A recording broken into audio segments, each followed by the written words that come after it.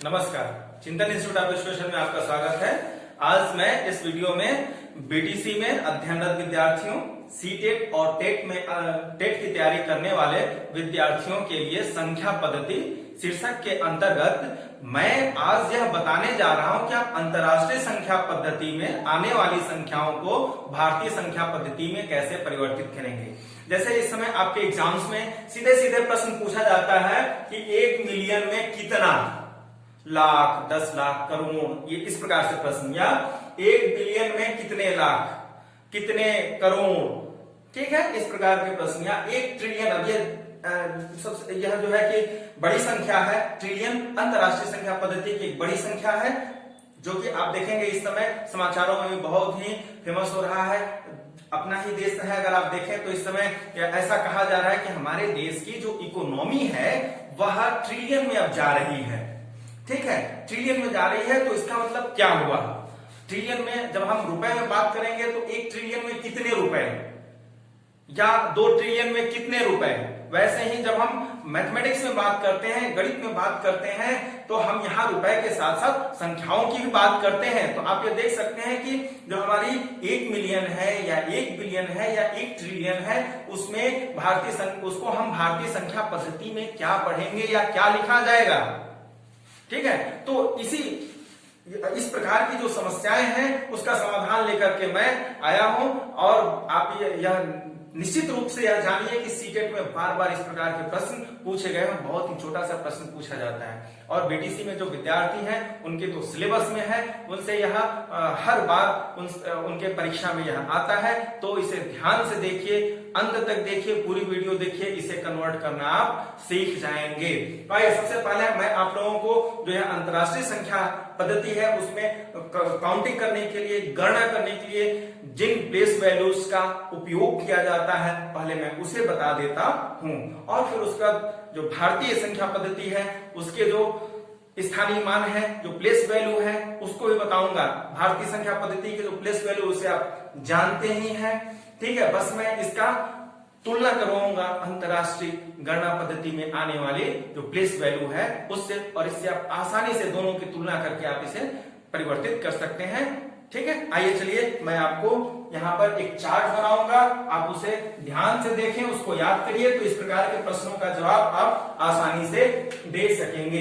तो देखिए, सबसे पहले दाईं साइड में जब हम अंतरराष्ट्रीय बात करते हैं, जो इंटरनेशनल है, उसमें सबसे पहले क्या आता है? वंस आता है, वंस। फिर इसके बाद टेंस आता है, टेंस के बाद 100 के बाद 1000, फिर 10,000 आप देख सकते हैं, फिर इसके बाद 100,000, ठीक है, 100,000। इसके पश्चात आप देखेंगे फिर मिलियन आ जाता है, मिलियन, 10 मिलियन, 100 मिलियन, फिर बिलियन, फिर इसके बाद 10 बिलियन, नेक्स्ट है 100 बिलियन, और फिर आ जाता है ट्रिलियन, 10 ट्रिलियन और 100 ट्रिलियन। ठीक है, तो ये है प्लेस वैल्यू अंतरराष्ट्रीय संख्या पद्धति, जो हमारा इंटरनेशनल नंबर सिस्टम है उसमें यह सब क्या है? ये हमारे प्लेस वैल्यूज हैं। ठीक है, वंस, इसको हम हिंदी में एक कहेंगे, टेंस, 10 10, फिर ये 100 सैकड़ा, फिर 1000, ये हमारा 1000 है, 1000। ठीक है, फिर 10,000 की बात हम करते हैं,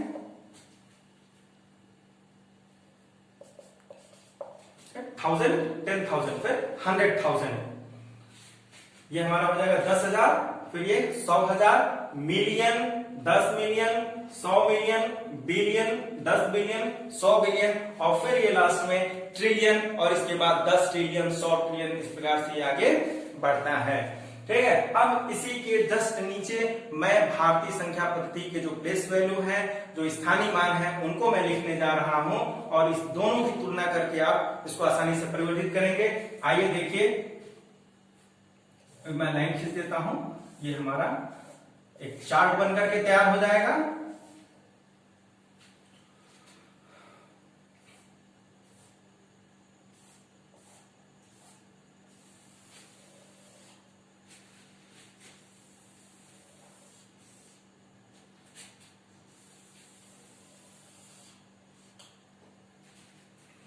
अब देखिए ये जो वंश है, जो अंतरराष्ट्रीय, ये हमारा अंतरराष्ट्रीय गणना पद्धति है।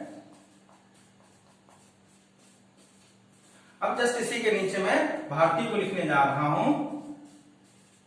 भारतीय गणना पद्धति में जो हमारे स्थानीय मान है, देखिए वंश है, इसके नीचे हम यूनिट लिखते हैं, मतलब वही होता है एक। फिर यहां पर हम इसको भी क्या लिखते हैं, 10 लिखते हैं। फिर 100 सैकड़ा हिंदी में हम इसको कहते हैं।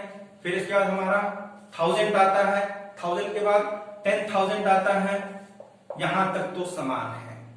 अब इसके बाद क्या है, देखिए जो अंतरराष्ट्रीय में 100,000 है, 100,000 है, यहां पर हम लाख की बात करते हैं, लाख। फिर इसके बाद 10 लाख, फिर करोड़, फिर 10 करोड़, इसके बाद अरब, 10 अरब, फिर इसके बाद हम खरब, 10 खरब की बात करते हैं। ये इस प्रकार से आगे चलता चला जाता है। ठीक है, ये हमारी भारतीय संख्या पद्धति में जो आने वाले स्थानीय मान हैं वे हैं। अब देखिए दोनों ही चार्ट में तुलनात्मक रूप में हैं, ठीक है ना। अब जैसे आपसे कहा जाए, जैसे मेरा पहला प्रश्न क्या था, 1 मिलियन बराबर कितना भारतीय संख्या पद्धति में। तो देखिए मिलियन कहाँ है, यहां पर है, तो यहां हम क्या करेंगे, 1 लिख देंगे और बाकी सब जगहों पर 0 0 यदि हम लिख देते हैं तो ये क्या हो जाएगा हमारा 1 मिलियन। इसे हम क्या पढ़ेंगे, 1 मिलियन। लेकिन भारतीय संख्या पद्धति में हम क्या पढ़ेंगे, देखिए कहां पर है, 10 लाख, 10 लाख के स्थान पर है, तो हम इसको क्या पढ़ेंगे, 10 लाख। यानी कि 1 मिलियन, जो आपका 1 मिलियन है,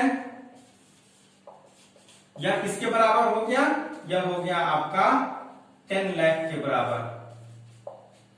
ठीक है, 1 मिलियन 10 लाख के बराबर है। मेरा दूसरा प्रश्न था 1 बिलियन बराबर कितना। तो आइए देखिए 1 बिलियन बराबर हम देखते हैं। 1 बिलियन बराबर कितना, देखिए बिलियन कहाँ है, यहां पर है। अब मैं यहां पर 1 लिख देता हूं, बाकी सब जगहों पर 0 0। तो आप देख सकते हैं 1 बिलियन, इसके नीचे क्या है, अरब। 1 बिलियन, ये बिलियन है, उसके नीचे अरब है। तो अब ये यहां पर आप देख सकते हैं 1 अरब। 1 बिलियन बराबर कितना हो जाएगा, 1 अरब हो जाएगा। ठीक है, 1 अरब, 1 अरब की बात हो रही है। ये देखिए अरब के स्थान पर आया, यानी कि 1 बिलियन बराबर 1 अरब। इसे हम क्या कहेंगे, 1 अरब पढ़ेंगे। ठीक इसी प्रकार से हम ट्रिलियन की बात करते हैं। 1 ट्रिलियन, 1 ट्रिलियन बराबर कितना, तो ट्रिलियन देखिए यहां पर है, और भारतीय संख्या पद्धति में क्या लिखा हुआ है, 10 खरब।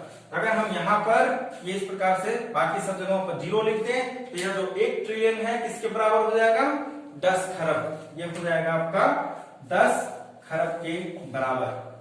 ठीक है, तो ये तो मैं जो प्रश्न उठाया था उसका उत्तर है। लेकिन आप कन्वर्ट कैसे करेंगे, ऐसे ही आप उसको आसानी से कन्वर्ट भी कर सकते हैं। आसानी से आप जो भी अंतरराष्ट्रीय संख्या है उसको भारतीय संख्या पद्धति में, या भारतीय संख्या पद्धति में है तो उसे आप अंतरराष्ट्रीय संख्या। चलिए अब मैं आपके सामने कुछ एग्जांपल्स लेकर के उदाहरण देता हूं। आइए देखिए, जैसे मान लेते हैं कि आपसे एग्जाम्स में पूछा जाता है कि 5,50,000 को अंतरराष्ट्रीय गणना पद्धति में परिवर्तित करें। तो सबसे पहले देखिए इस चार्ट में आप 5,50,000 को लिखिए। लाख कहाँ है, देखिए यहां पर है, ये हो गया 5, और फिर ये हमारा यहां पर 10,050 और ये इस प्रकार से ये हमने लिख लिया। देखिए 5,50,000 अंतरराष्ट्रीय गणना पद्धति में यहां से पढ़ेंगे। क्या लिखा हुआ है, 100,000 यानी कि 500, और ये 10,000 उसके नीचे 5 है, 550,000। ठीक है, क्या पढ़ा जाएगा, देखिए यहां पर 100,000 है तो ये हो जाएगा 500,000, और ये 10,000 के नीचे 5 है तो 5 × 50, 550,000 यानी 550,000। अब अंतरराष्ट्रीय गणना पद्धति में जब हम कॉमा लगाते हैं संख्याओं में तो समान रूप से 3-3 अंकों पर लगाते हैं। देखिए यहाँ पर 3 अंक पर लग जाएगा, और ये सीधे सीधे हम इसको पढ़ेंगे 550 और इधर 1000। ठीक है, तो 5,50,000 को हम क्या पढ़ेंगे अंतरराष्ट्रीय गणना पद्धति में, 550,000। अब यहीं देखिए ये तो छोटा सा था, अब थोड़ा मैं इसको 2 अंक और बढ़ाता हूं। जैसे यहाँ पर मान लेते हैं कि ये हो जाए 31। अब ये देखिए भारतीय गणना पद्धति में हम इसको क्या पढ़ेंगे, अब देखिए क्या है, दहाई, सैकड़ा, हजार, 10,000, लाख, 10 लाख, करोड़। क्या पढ़ेंगे हम? 3,15,50,000। अब अगर इसे आपको अंतरराष्ट्रीय गणना पद्धति में परिवर्तित करना है तो क्या पढ़ा जाएगा? अब इसको हम यहाँ पर लिखते हैं। आइए देखिए ये हो जाएगा, यहाँ पर ये हो गया हमारा 3,15,50,000। अब देखिए 3 कहां आ रहा है? 10 मिलियन के पास, तो ये हो जाएगा, ये मल्टीप्लाई हो जाएगा 30 मिलियन हो जाएगा, और ये 31 मिलियन, और फिर ये 550,000। ठीक है। अब इसको देखिए यहाँ पर कॉमा 3-3 अंकों पर लगता है, जैसे भारतीय संख्या पद्धति में आप जानते भी हैं, भारतीय संख्या पद्धति में सबसे पहले दाईं तरफ हम 3 अंकों, फिर उसके बाद समान रूप से 2-2 अंकों पर कॉमा लगाते हैं। लेकिन अंतरराष्ट्रीय गणना पद्धति में 3-3 अंकों पर समान रूप से हम कॉमा लगाते हैं। तो देखिए अब इसे आप देख सकते हैं, ये कितना हो गया? 31 कितना है? मिलियन। अब देखिए मोटा मोटी अगर हम अंतरराष्ट्रीय गणना पद्धति का जो चार्ट है अगर इसको हम बांटें तो देखिए यहां तक का जो होता है यह हमारा वंस में आता है, और ये जो 3 है यह 1000 में आता है। ठीक है। और ये यहाँ पर आप देखेंगे जो 3 आएगा यह मिलियन का आएगा, फिर ये 3 बिलियन का आएगा, और इधर ट्रिलियन का आ जाएगा। ठीक है।